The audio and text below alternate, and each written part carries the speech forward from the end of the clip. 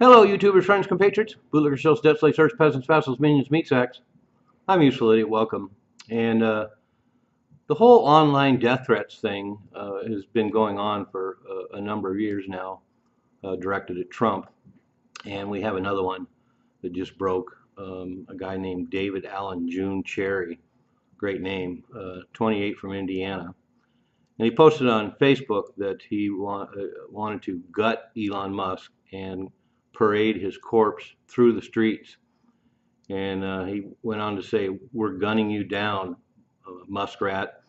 And then also said, "I've got enough bullets for his bitch ass and all the rest of you man children."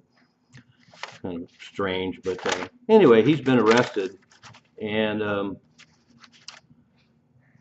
I've just noticed this being quite a trend. There's been a whole bunch of cases just in the last year. Last year, Ronald Lee Sarud of 66 of Arizona made bomb threats against cabinet members.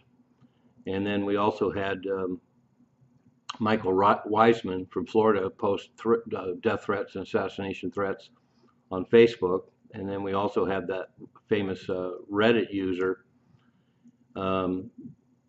She was talking about taking a gun to D.C. in March to kill Trump.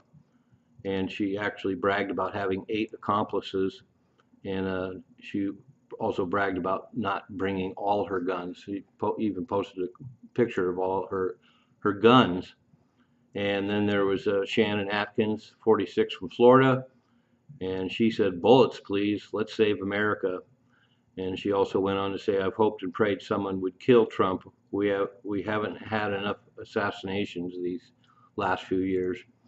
And so it's just a really disturbing trend, and the volume of it is really disturbing. And then, of course, another famous case recently was a teenager in Georgia, just a teenager, and he made death threats, and he was arrested.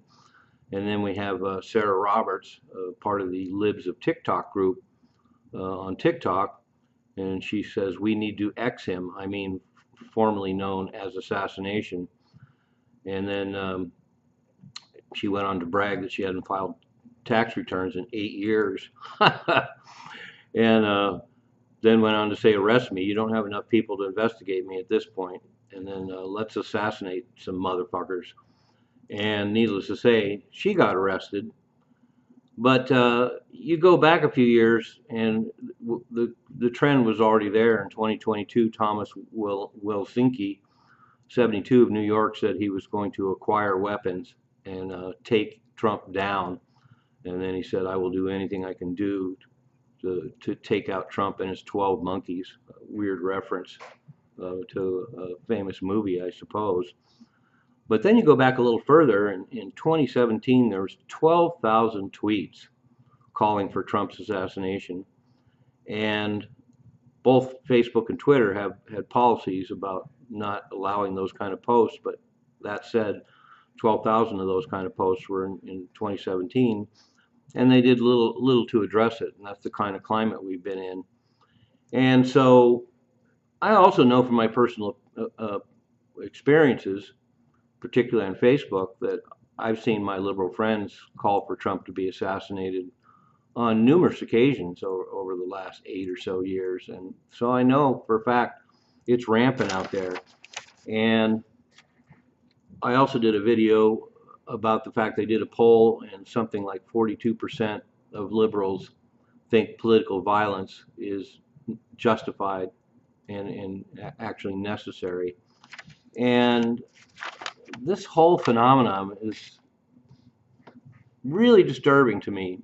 I know there's been plenty of nutcases on the right, and during the Obama years, certainly there was a lot of death threats and the like.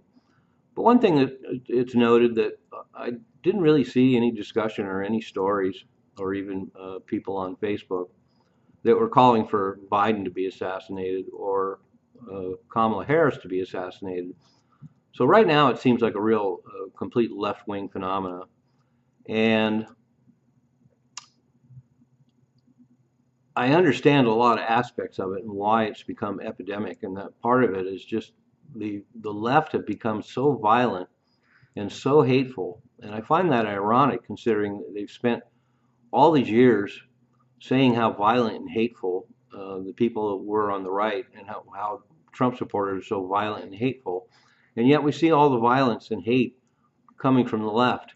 And I know they're also emboldened by the fact that safety in numbers, and they feel like they're on some kind of sacred mission, and that they're doing the country a favor by getting rid of Trump, who's been characterized as a fascist and Hitler and a threat to democracy. And that's another component of this that's at the center of it for me. You know, we've had well over 8 years of the liberal media and liberal politicians using that kind of inflammatory language, and they have manufactured this hate. It's hard for me to even believe the amount of hate and violence directed at Trump would be where it is today if it wasn't for just the constant hyperbole and exaggeration and inflammation by liberal media and liberal politicians. So they're directly responsible for this, and they've created this mindset of mass psychosis among the liberal base, that their violence and hate is justified, and it's a self-righteous mission. And it's also reflected in the fact that there's been a record number of liberals buying guns.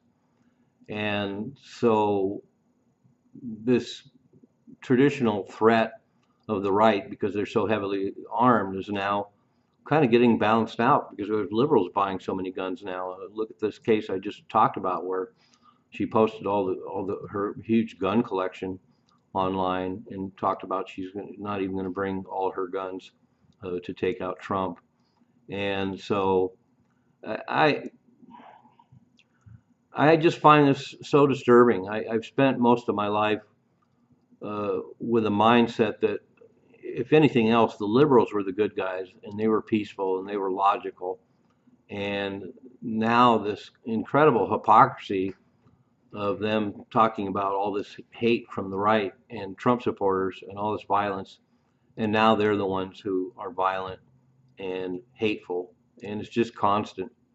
And it also includes the fact, you know, we have this outrage over the so-called insurrection on January 6th, and there wasn't even any weapons involved, and yet the left completely condones all the violence and hate and arson and murders during the BLM riots. And it's just a weird trend. So we're definitely seeing it in social media, and they're going to have a hard time keeping up with as much as there is.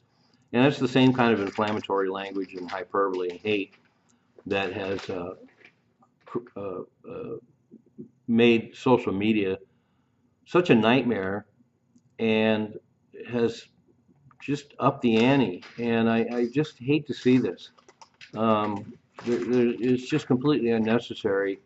And I go back to one of my main points, and that's the fact that it's so hard for me having so many liberal friends who have just become so violent and hateful, and then are oblivious to their own violence and hate, and feel so comfortable talking this way because they're in the midst of all their other liberal friends that feel the same way. And then for me, almost the worst aspect, they're completely oblivious. They're intelligent people, and they're completely oblivious to the fact that they think these opinions they have are completely their own because they've seen with their own eyes and ears all this stuff in the news. And they just seem completely unaware and oblivious to the fact that all this hate and this depiction of, you know, hysterical depiction of Trump and this threat to democracy, and they're just completely blind to the fact that it's been manufactured. They completely miss the symbiotic relationship between this manufactured effort by politicians and the media to create this mindset, and then they completely adopt this mindset so thoroughly that they even use the same language that they hear on TV. And so a sad development, and it also ties in with the fact that these constant complaints that, you know, the Trump and the right are so divisive, and yet the left has become so divisive, they completely embrace it, And I pointed that out to a few people on Facebook before. It's like they talk about how divisive and violent the right is, and then they go on Facebook and they post the most divisive and violent and hateful comments they can, completely oblivious to their own hypocrisy. So this divisiveness in America obviously is going to continue, and it's been manufactured, and it was done extremely efficiently and extremely thoroughly, and it's hard to imagine ever overcoming this. I don't know if it'll change when Trump is out of office and other Republicans in our office. Are they going to continue this kind of hate and violence? But so bizarre. Like I say, I've spent my whole life thinking the liberal base at least had some kind of moral superiority, and that's completely gone. And we've entered this era of just hysteric mass psychosis, violence, and hate. I'm useful to it. Don't you be one too?